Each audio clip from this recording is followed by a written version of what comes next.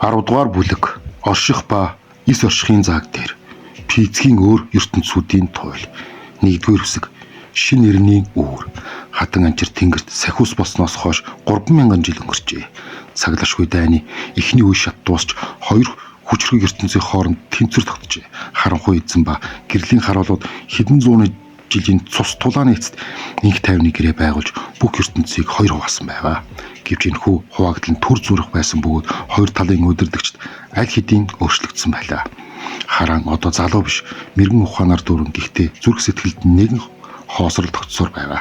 Тэр анчрын үхлийн дараа сахиус болсныхан дараа олон зууны турш гэрлийн харуулуудыг удирдах харанхуйн эсрэг тэмцсэн. Гэхдээ одоо тэр өөрөө удирдахч байхаас залхаж шинэ үеийн хүнд замаа залгамжлуулахыг хүсэж байв.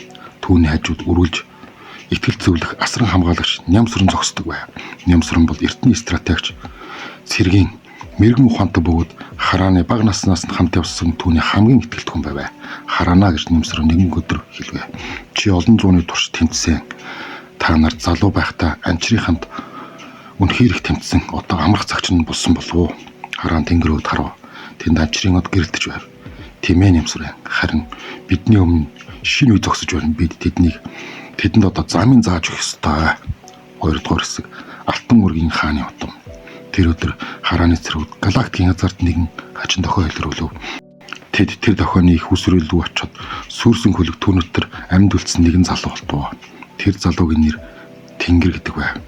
Түүний биенээс алтан гэрэл цацарч нүдэнд нэртний мэрэгэн ухаан залуу насны гал хослон гэрэлтэж байв.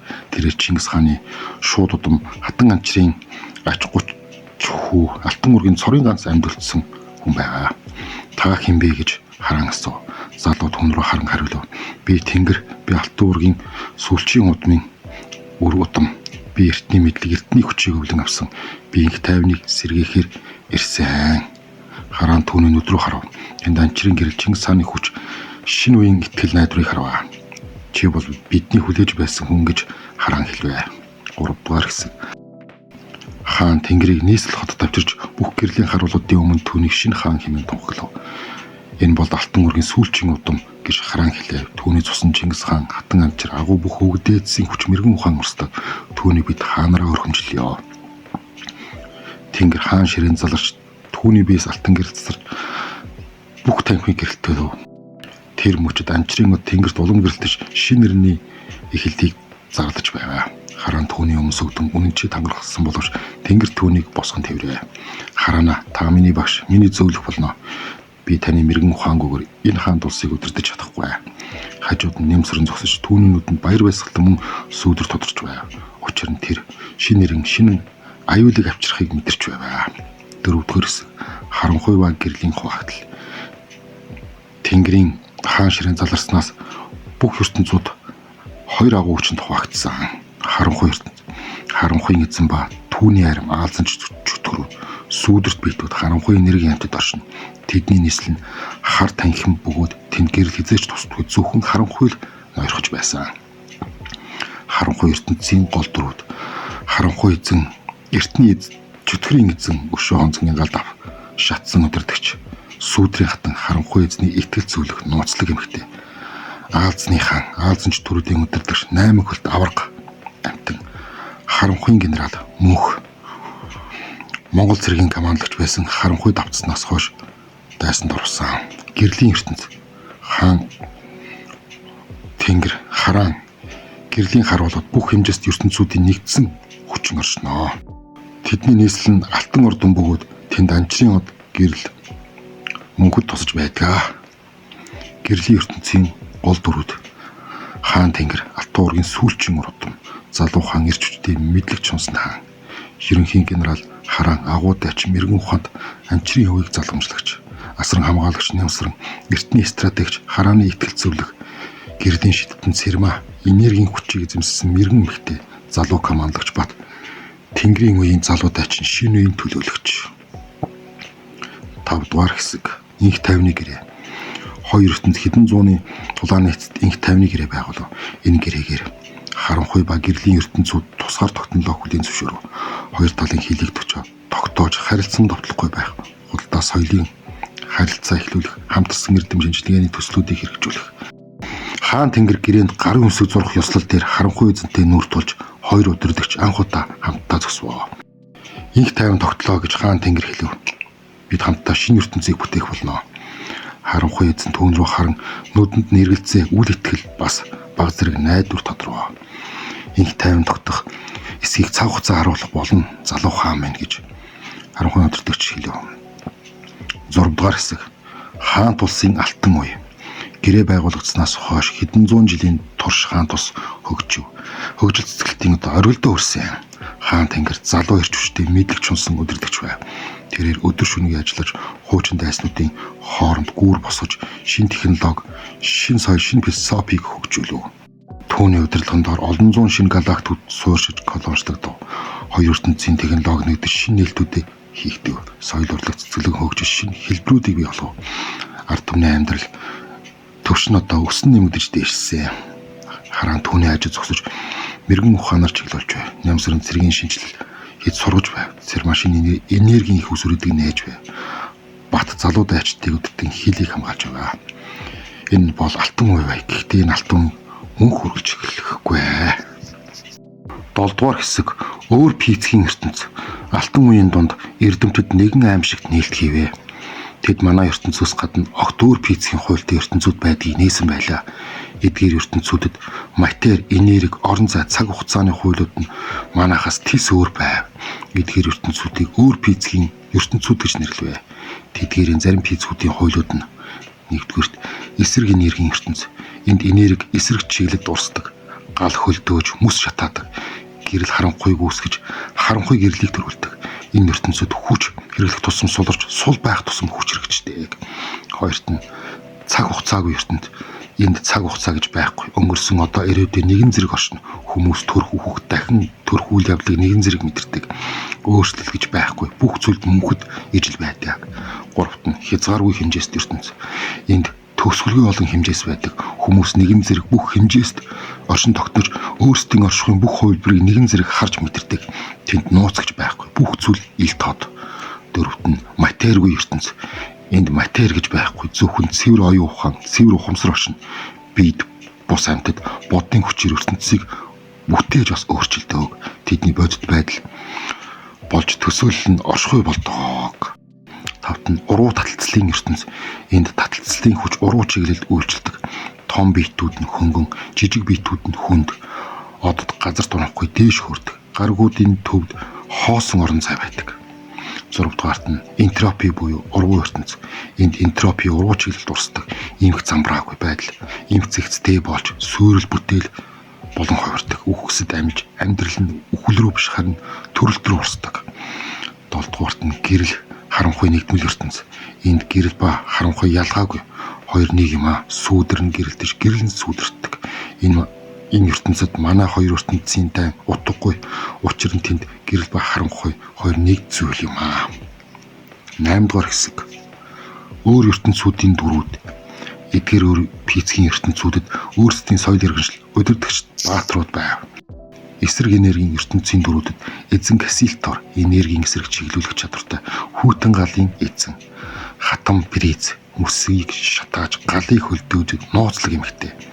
Командлагч Реврис дайсны хүчийг өөртөө шингэн сулруулдаг дайчаан. Цаг хугацаагийн ертөнцийн дөрүүдэд мөнх Хронос цаг хугацаагүй ертөнцийн эзэн бүх цаг үеийг нэгэн зэрэг хардаг. Этерний өнгөрсөн одоо ирээдүйн улзуур дээр зогсдог мэрэгэн удирдагч. Залуу Айон цаг хугацаагүй ертөнцид төрсэн анхны хүүхэд. Хязгааргүй хэмжээсийн ертөнцийн дөрүүдэд нь хэмжээсийн хаан зээл бүх хэмжээсийг давсан оюун ухаантай. Поли бүх хэмжээст нэгэн зэрэг аялдаг адал явдал эмэгтэй. Куб хэлбэрээ өөрчилж ямар ч хэмжээст дасан зогсдог амтан. Материгүй ертөнцүүдийн ард иргэд нь болохоор агуу оюун материгүй ертөнцийн хамгийн эртний ухамсар. Бодлын хүчээр ертөнцийг бүтээдэг залуу бүтээгч. Эхо бусдын бодлыг сонсож тусгадаг нууцлаг амтан. Уруу таталцсан ертөнцийн дөрүүд эзэн Антиграви таталцлыг урвуулж оддыг хөдлөгдөх хүчрэг амтан. Левитана хөнгөн биетэй агаар төвч чаддаг говсгүй. Гравтас асар хүнд Игдэх хүч чадал нь агуу тайчаан. Энтропи уруу ертөнцийн дөрүүдэд нь болохоор энтропи. Энэ нь энтропиг оруулж сүрлийг бүтээн болгодог эзэн. Негантроп эмх замбраагүй байдлыг эмх цэгцтэй болгодог мэрэгэн. Феникс үхэлбэрээс шинэ амьдрал төрүүлдэг дайчаан. Гэрэл харанхуй нэгдвэл ертөнцийн дөрүүдэд нэгдлийн эзэн гэрэл ба харанхуй нэгдлийг илэрхийлдэг агуу амьтан. Хагаас гэрэл ба харанхуйн хооронд тэнцвэртэй зогсдог дайчин. Соёлоор гэрэл ба харанхуй аль алийг нь ашигладаг шидтэй. 9-р хэсэг аюул ирэв. Энэ хүн нээлтийн дараахан аюул ирвэ. Өөр физикийн ертөнцүүд манай ертөнц рүү нэвтрэн орж ив. Эхлээд жижиг нүхнүүд нэгдэж тэдгээрийн хачин энерги, хачин матер, хачин амьтад гоожж эхэлвэ. Харанхуйн эзэн энэ аюулыг хармагцаа гэрлийн ертөнц рүү илчлэе. Хаан тэнгэр гэж түүний илгээсэн цахаа эхлэвэ.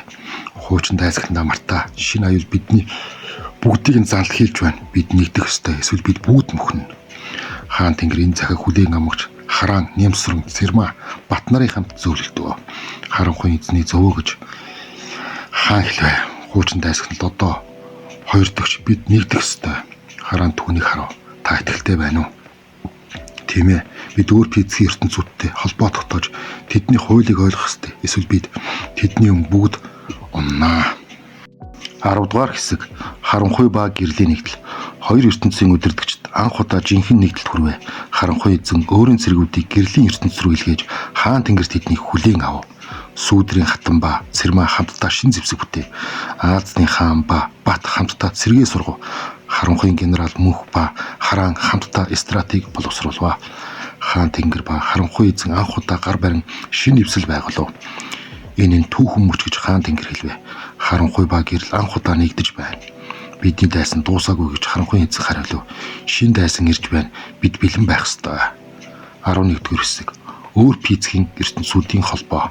Хаан тэнгэр өөр физикийн ертөнц рүү илчилгээв. Тэдний донд гэрлийн шиттэн Цэрмаа эсрэг энергийн ертөнц рүү, асран хамгаалагч Нямсран цаг хугацааны ертөнц рүү, залуу командлагч Багт хязгааргүй хэмжээст ертөнц рүү, сүүдрийн хатан материгүй ертөнц рүү, Аалзны хаан уруу таталцлын ертөнц рүү, харанхуй генерал Мөнх энтропи уруу ертөнц рүү, Хараан гэрэл харанхуй нэгдэл ертөнц рүү илгээгдэв. Тэд өөрсдийн ертөнцид очиж тэдний оршин суугчтай уулзсан холбоо тогтоов. Зарим ертөнцүүд нөхөрсөх андан, зарим нь дайсагсан, зарим нь төвөгссөн. Хаан тэнгэр тэдний бүх мэдээллийг цуглуулж бүх ертөнцүүдийн төлөөлөгчдийг их хуралд урваа. 12-р хэсэг оршин тогтнох үндэс дайн гэх хурал дээр бүх ертөнцүүдийн төлөөлөгч цугларав.